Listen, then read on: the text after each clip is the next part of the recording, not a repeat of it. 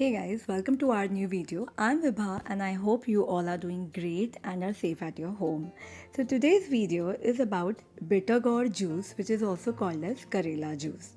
We all know that Karela has so many medicinal properties, but do you know that Karela, which is also called as bitter gourd, is not a vegetable but a fruit?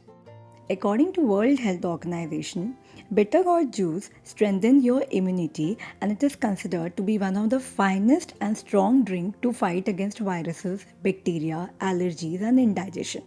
Also, Karela juice is known to heal the liver problems and also boost the functioning of your bladder.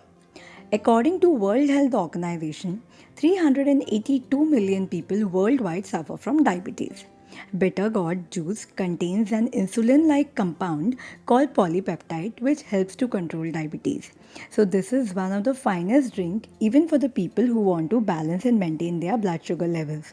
Karela juice is full of nutrition like iron, magnesium and vitamin C, and it is the excellent source of dietary fibers.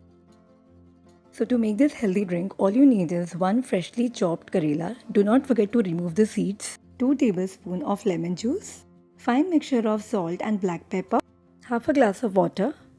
And a strainer to strain the juice. So to make Karela juice, all you have to do is take a blender and add freshly chopped Karela. Then add 2 tablespoons of lemon juice. After that, add black pepper and salt according to your taste, and then add half a glass of water to maintain the consistency of juice.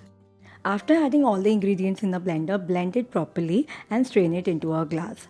Also remember guys that you have to take this Karela juice in a very minimum quantity, and that too under doctor's consultation.